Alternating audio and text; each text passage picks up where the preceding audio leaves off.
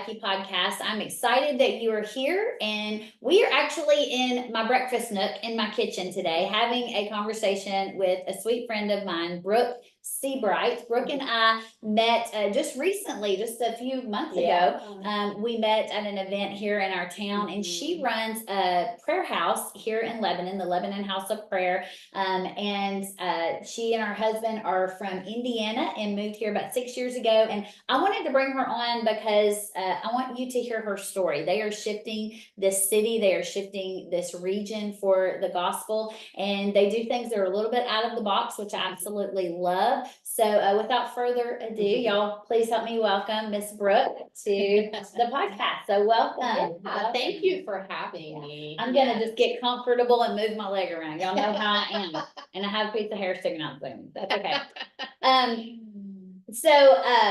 Before we get started too, if you would hit share, like, subscribe, whatever you're listening to, if you're on YouTube or Spotify, podcast, whatever that is, please do all the things, you know, the buttons to hit. Okay. So Brooke, I wanted to talk to you about shifting regions and what that looks like. Tell us how you got started in the Lebanon House of Prayer. Like, what does that mandate look like for you guys here at a local level? And just tell us a little bit about that story, how that came about. Yeah. So, about 6 years ago, we moved here to Lebanon, and we started on a different assignment, and have since become the House of Prayer. We didn't start out as the House of Prayer, but shortly after we moved here, we moved here in January of 2018. It was that April, so like 3-4 months after we got here. We did a prayer and worship gathering on the square, and I want to say it was like for Easter or something like that, in 2018. And it was at that point when we were there, we were down there, we were there for a prayer event. It was real interesting because we just got this like almost like a download that we were like, wow, there's something significant to this. Like, it was like that prayer event, the Lord marked us with something, that there was significance to the square and significance to standing in that prayer event and prayer and worship. And like, we just began to like get this download and this vision of what it would look like for 24/7 prayer and worship in our square. And of course, this is marked with a long history of just a heart for prayer, a heart for intercession. We've always been a part of a ministry that has carried intercession. We've done lots of prayer assignments like throughout the United States throughout the years. And so we've always carried a heart for intercession. And so we just, that in April of 18, the Lord really just marked us with like this, this vision of like what it would look like to really take what we had done around the nation and like come on a local level. And so we started out, and we were a ministry training center, and we were training just young adults what it looks like in city ministry. And really just the whole idea that like we're planted in a region and a place for city transformation. So everywhere we go, we're kingdom carriers. So we go in and we carry that. Like, we don't holy huddle, like we go out. And I love that, holy huddle. Yeah. That's so good. We're always like, El Hop's not a holy huddle. We're going out. Yeah. So, but what really started this like real, like just this mandate for us, like that's kind of when the journey began for us, was in 18. And then it really started shifting. I don't know if you all remember, I'm sure you do, we were all marked by it. And I think it was in 2020, when the riots, like when that George Floyd thing had gone down, and the riots were like at the height of, and I think that was 2020. I get my years mixed up, but anyway, so during that time, and of course, in all this between 18 and that time frame, this whole prayer assignment was awakening in Wow. us. So we were doing prayer assignments around the city. We had done a lot of prayer walks. We were taking our students on prayer walks around the city. And so there was lots of things that happened. Can you explain that a Yeah. little bit? What's a prayer assignment? Because Yeah. I know a lot of people think, okay, well, what is that? How do I practically Yeah. go and pray for my city? How do I pray Yes, for my I'm town? glad you Yeah. asked that.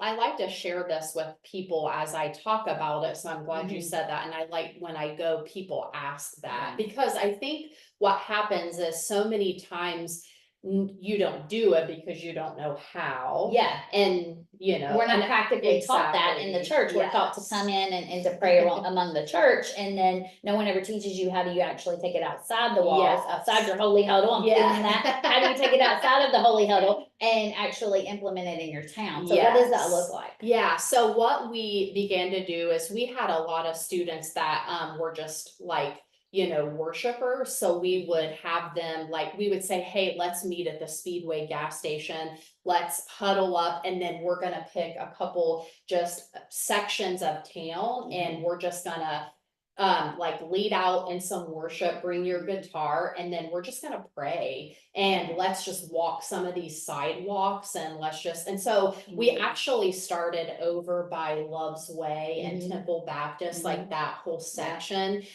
because we were a part of a ministry that had some houses, so we just felt like that's a great place to start, and that was really highlighted to us. So we spent an entire year like weekly praying over there. So it's cool to see now some of the new houses and just some transformation that we've seen come, because we feel like not just from our prayers, but like so much, like we have seen complete transformation in 3 years in the physical to Lebanon. Like even starting on the square, it's changed so much since we started. We've got this praying. great town square for those of you. We have a lot of people that don't have. I know, They're like, is it Lebanon? Is it Lebanon? Lebanon?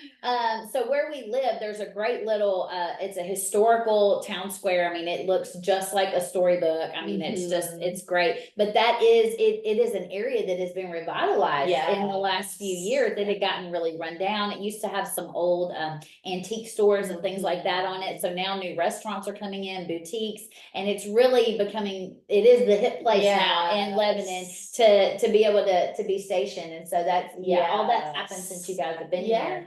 And I think you can attribute a lot of those things to prayers and to aligning Christians together. We should see changes. We should see crime rates go down. We should see divorce rates go down. When the church is outside the church walls, we should see a change in our community. So back to the prayer assignment. Yes. So I always say, like, listen, hey, in your church body, in your ministry, in your family, like wherever you're assigned, whatever that looks like for you.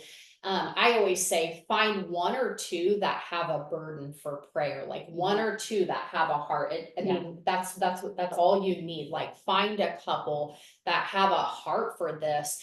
Grab a guitar. You don't even have to have that, but that's always, you know, a bonus. Like, grab that and go. Like, pick some place, like at your neighborhood, your city square, a school, a church parking lot, and just begin, like, ask God for vision, and then just go, like, every week, just grab a few that have a burden for it, and like, you will be, so surprised at what the Lord unlocks. Like, through that prayer assignment, a relationship with all these people at Love's Way opened up. I knew no one over there until we started praying, and we would pray in their parking lot.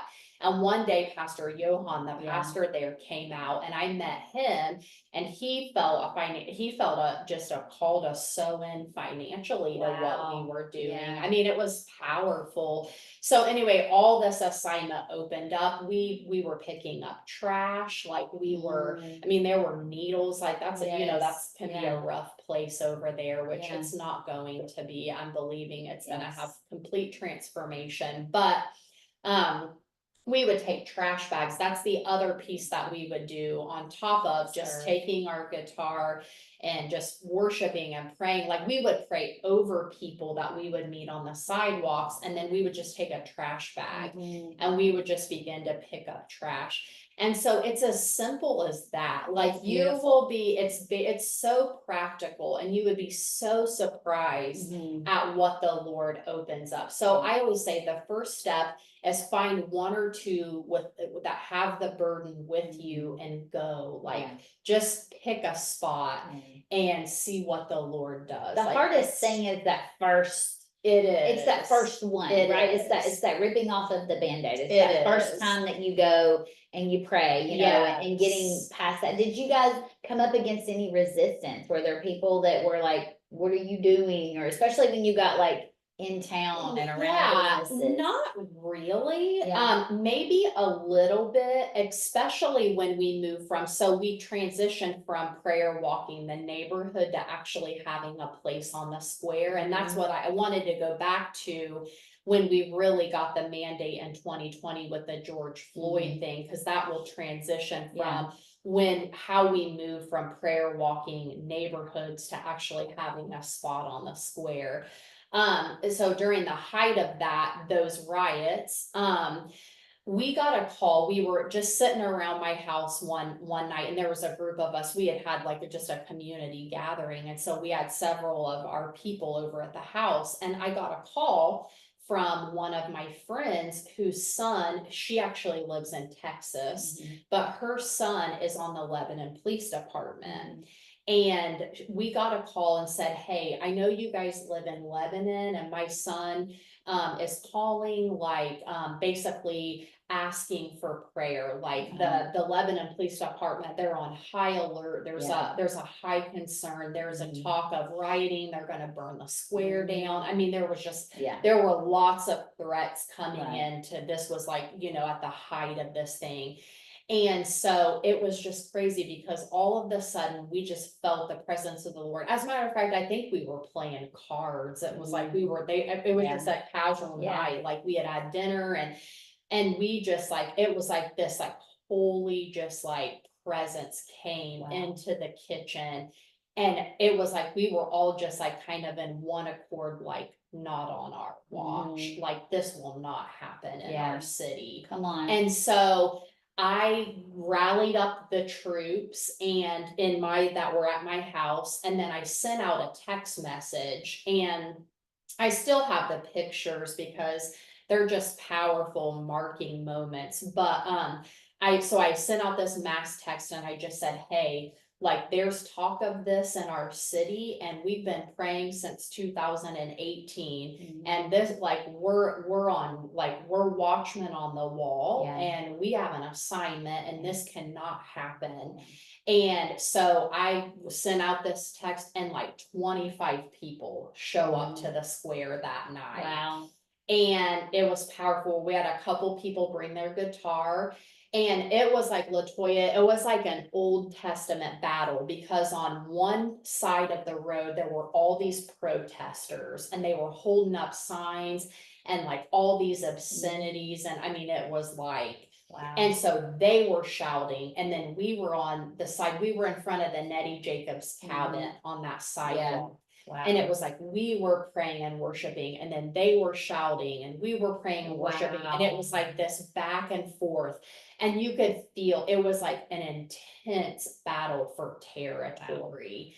And it was like, and then all of a sudden, like we just kept praying and worshiping. This was like at 8 o'clock at night too. And then all of a sudden we realized it got quiet, and we look over, and they had all dispersed. Wow. And here we were praying and worshiping, and it was like, that's amazing. And it was from that moment on, because we thought we're just going to go down, do this prayer assignment, be done.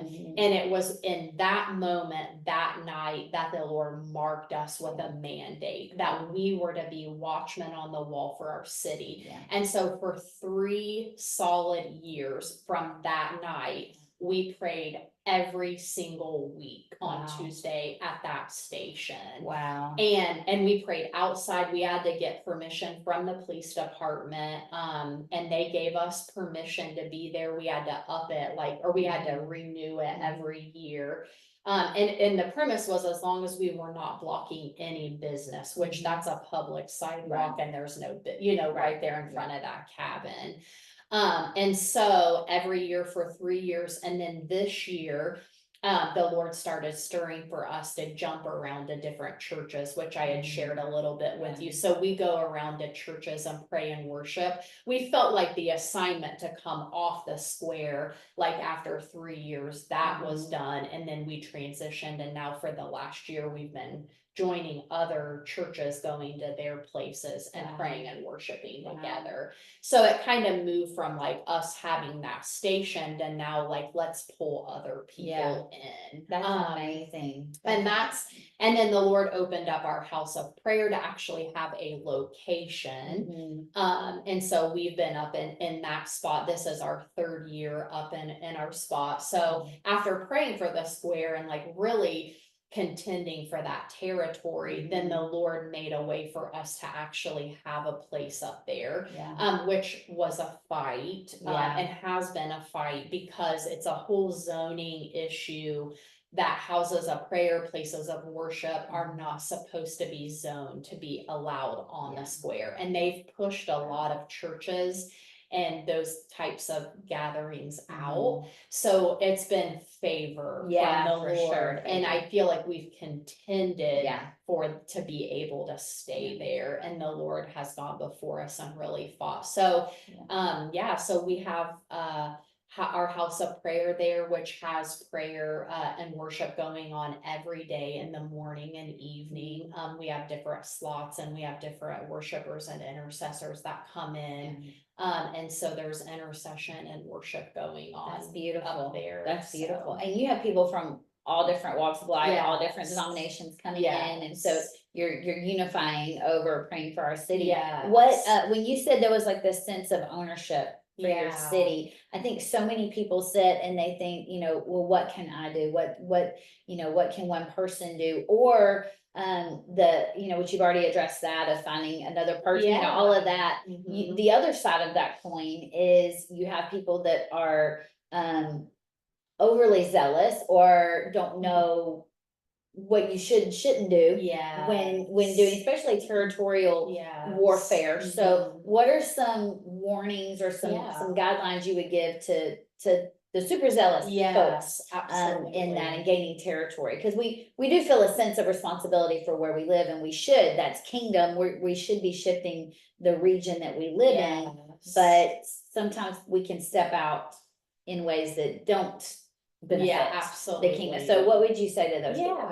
So I feel like that can be kind of like a hairy topic because I know people feel very divided on that. Like, well, we have authority and we should be able to go in, but you know, something like we've learned from personal experience that we've seen like good-hearted people who have the best intentions be taken out because they entered into assignments and ground wars, so to speak, that God never called them to.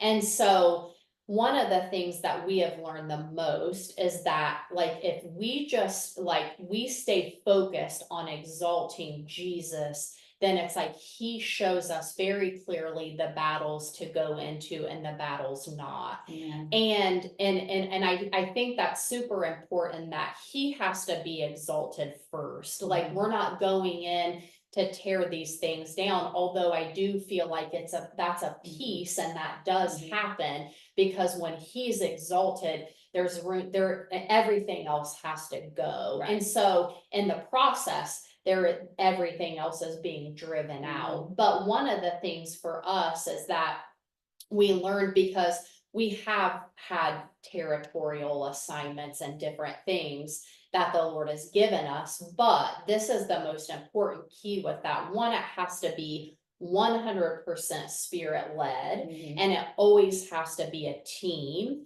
And they're always there, and the Lord will always take you in a preparation time first. So prayer, fasting, you're in the territory in the region for some time.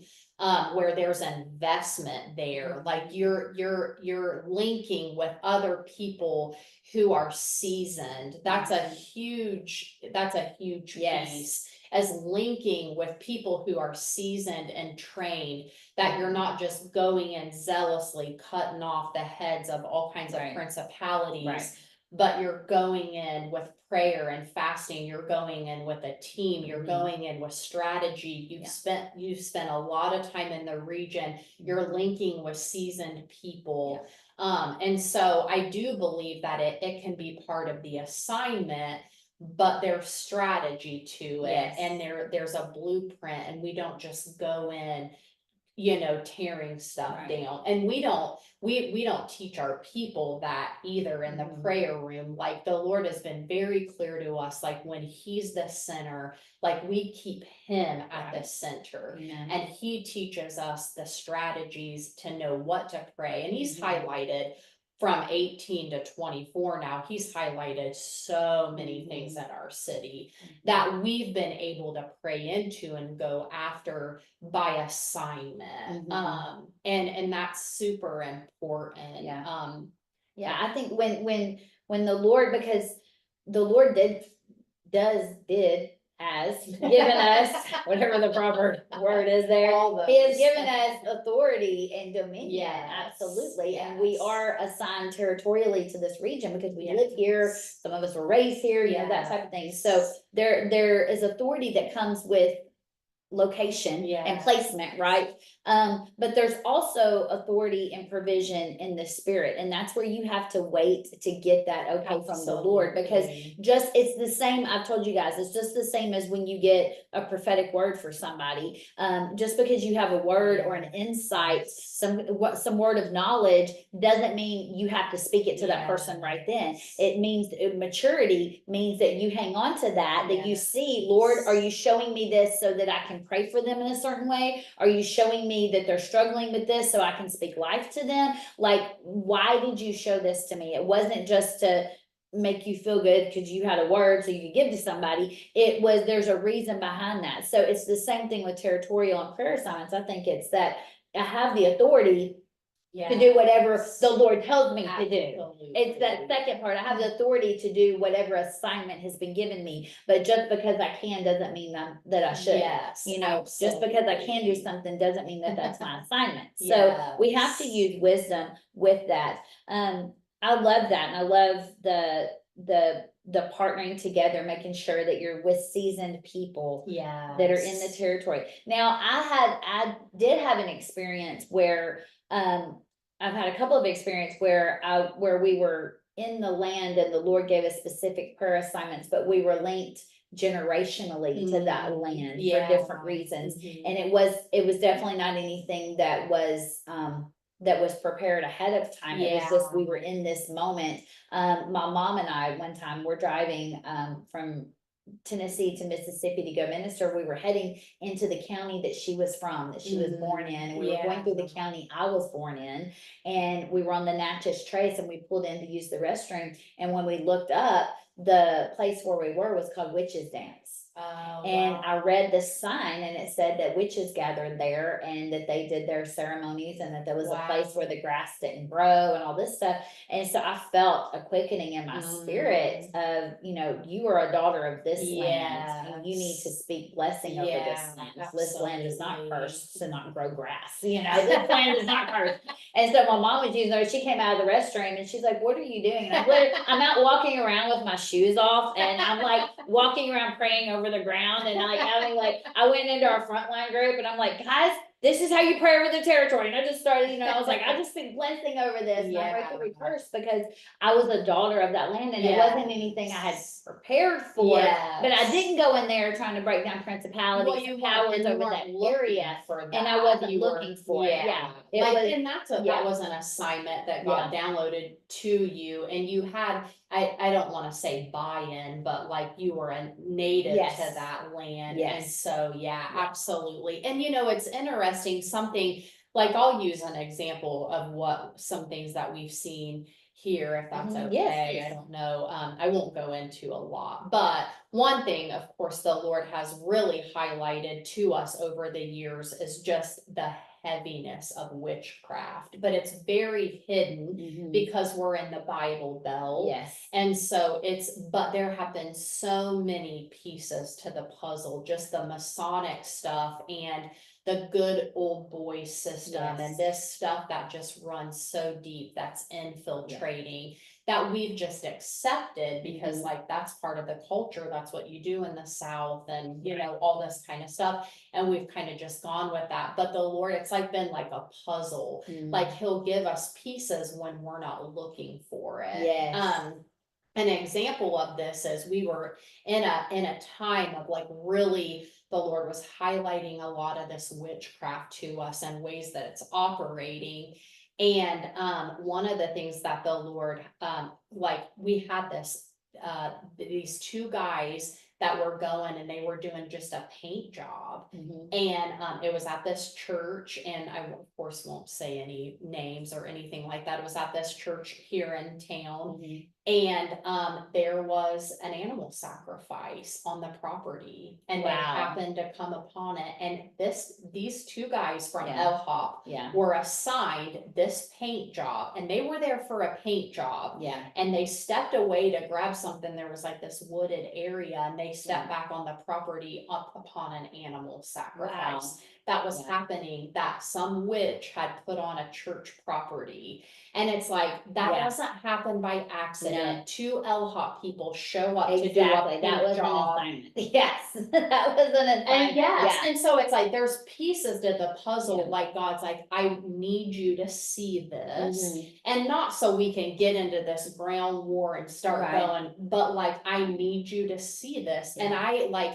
I am a firm believer that the Lord wants us to see, Mhm. and he wants us to see in the spirit. Yes. So that we know how to pray, not Yes. so we can be, you know, get in our flesh and get in all these Right. ground wars, but that we know how to pray. Yeah. And we know how to be strategic Yes. with him so this thing gets moved, Yeah. because we do carry that power, but Mhm. we have to stay in step with him. We do carry that authority, he's given it to us, but we have to be wise. Mhm. And he's gonna bring it to us. We were not looking for Exactly. that. Exactly. And he's like, I need you to see this. You were aware of it though. Yes. This is where a lot of Oh. Christians miss it because they don't see Yes. the hand of God in assigning them to that site to paint, or they don't, or they see it and then they're like, oh, we need to go tell somebody. And it's like, God's like, hello, I put you here, take care of that. Like, this is your job right now. Like, I mean, so there are things that we're not even aware of because we're just walking through. We think, you know, oh, I did my Christian duty by going to church today and by paying my tithe and teaching the Sunday school and it's like your Christian duty is living your life outside the walls and understanding there are assignments everywhere you go. There are assignments at Walmart. There are assignments everywhere you go. And so recognizing that you just walked into an assignment period and assignment time, that's important. That's huge. And that's where I feel like a lot of Christians, we live with blinders on. And you know, my husband, I have to give him credit because we were talking about some things that you and I are going to talk about in another episode, but we were talking about some things and he said something about he said, I wish someone would make a post of two pictures. One picture of people sitting in pews and another picture of people out talking to someone at the grocery store or ministering in the street, and say, which one of these is church? You know, and I was like, that's so good. I said, I'm going to steal that. I'll give you credit, but I'm totally making a post like that. So you can give Chris credit when you make posts like that.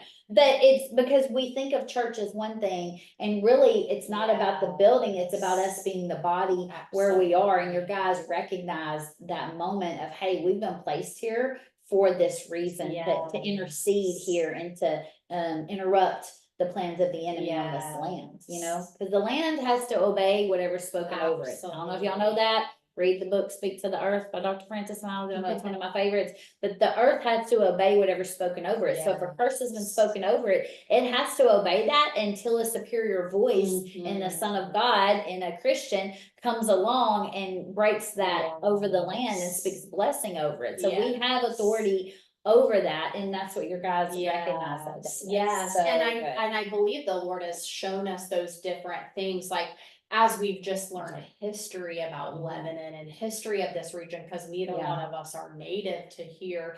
So it's like you get these pieces of the puzzle. So we've done lots of prayer and land assignments of like just breaking these things, like you said, where curses, have been spoken, but also like agreeing with the blessings. Like it takes one person to grab that. Like, I don't know if I've even told you this, but we were told this like a month ago. We were praying with this, was so powerful. So our logo at the House of Prayer is 3 trees, which is significant to us. It was prophetic and a long time ago, but the cedars of Lebanon. And so a month ago, we were praying at with Generation Changers Church out off 840, and it was on one of our Tuesday nights. And I had everybody pair up in like groups of 3 to 4 to just pray, and I had some different prayer focuses. Well, my husband and I got in a prayer group with this other couple, and he started sharing with us that back, I think it was like 40, I think he said 40 years ago, the guy that the movie Faith Like Potatoes was made, an African American guy, I think out of Africa, his story. He flew to Nashville and for some kind of gathering or event there. Well, when he was there, he saw a vision of Lebanon, and he's asked to be driven here. So he came here to our square, and he was on the square, and he said, I see 3 trees. This was 40 years ago. Come on, that's awesome. And then this just came to us a month ago. Wow. And he said, these 3 trees represent unity, and I see 3 pastors, and if these pastors will get into unity, revival will come into Lebanon. Well, those 3 pastors could never get into unity, and they've all 3 since passed. But what my husband and I talked about is God's looking for somebody to grab a hold of that word. Vision. Yes, absolutely. Like grab a hold of that. Yes. And that word was spoken over Lebanon. It wasn't just for those 3 people, guys. That word was spoken over a territory. So you can grab a word spoken over a territory and say, we're grabbing hold of that. That's awesome. And the 3 trees, now here we are 40 years later, and we're the 3 trees, and we're like, listen, we're grabbing hold of that. Our heart is unity. Like we're gonna bring the bride together.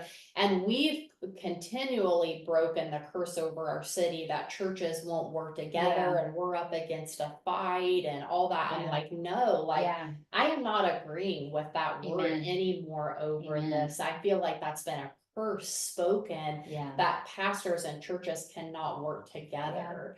And that's been constantly just people speaking that, well, good luck getting them to work together and all that. And I'm like, no, like I refuse to partner with that. Like God is doing something new, and we're gonna keep going. So that's amazing. I love it. I love it. Well, this has been awesome. Thank you for sharing. That's some good stuff. I love it. Y'all make sure you're commenting, and again, tag your friend that needs to hear this. Share this podcast with somebody. But before we get off, if you would, Brooke, I would love for you just to pray and maybe if you can send me some of those pictures, I can even put those up in the video if you're watching the video of the podcast. But once you pray over the people and where they are, where they're watching from, and just pray over them taking some ownership in the territory that the Lord has blessed them to be in. So Father, I thank you for every person who's listening today.